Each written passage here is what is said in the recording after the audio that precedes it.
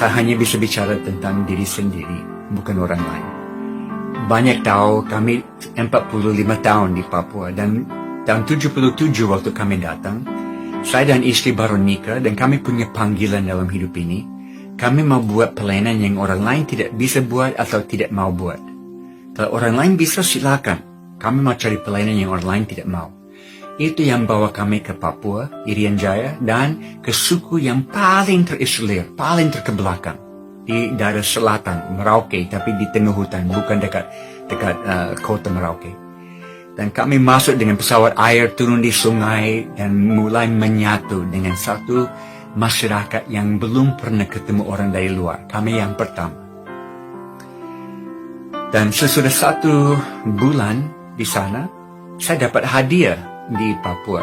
Namanya malaria. Setelah saudara datang ke Papua, pasti ada hadiah, pemberian malaria.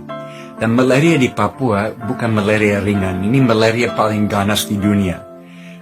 Angkatan Laut dari Amerika sudah buat penelitian di seluruh dunia, dan mereka menemukan di Papua adalah malaria yang tidak selalu bisa diobatin dengan obat yang ada.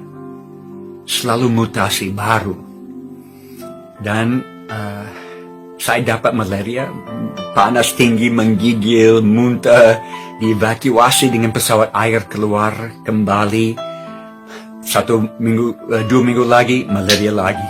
Dievakuasi keluar, sembuh kembali, malaria lagi. Setiap bulan malaria, 1 tahun, 2 tahun, 3 tahun, malaria terus. Saya tanya Tuhan, kenapa saya dapat malaria? Apakah saya punya panggilan untuk sakit? Karena saudara, saya tidak punya teologi penderitaan.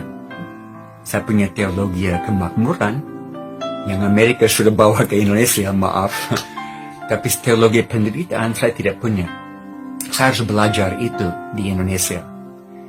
Di mana saya percaya Tuhan adalah Jehovah Rafa yang mau menyembuhkan.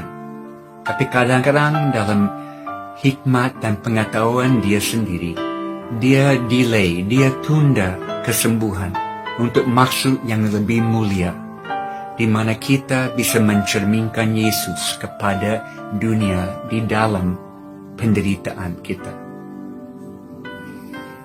Dan saya dapat malaria terus sampai tahun ketiga ada terobosan dan banyak orang bertobat di suku kami, sampai menjadi kegerakan 80% suku ini percaya Yesus.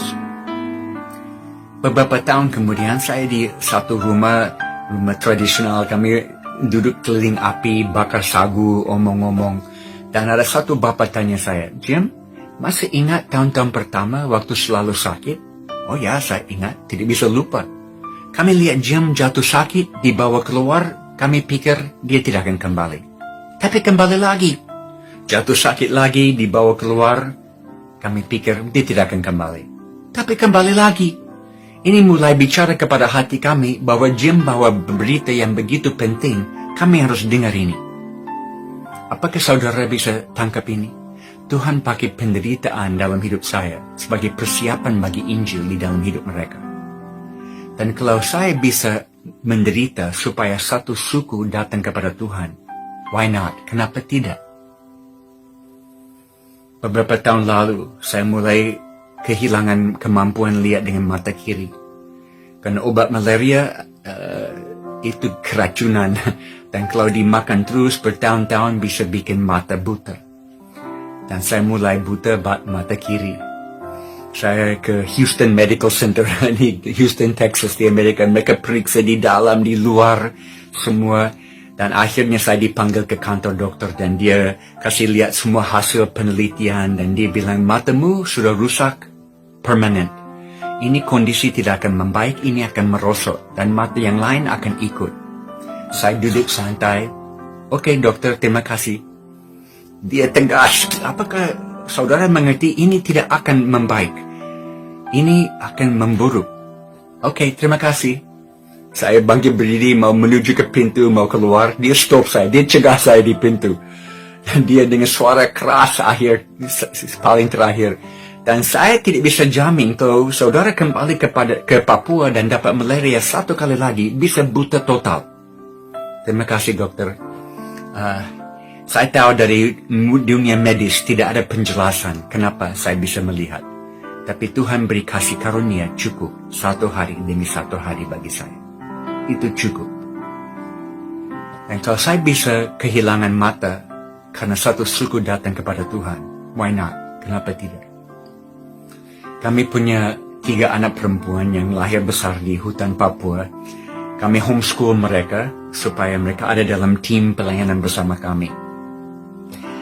Dan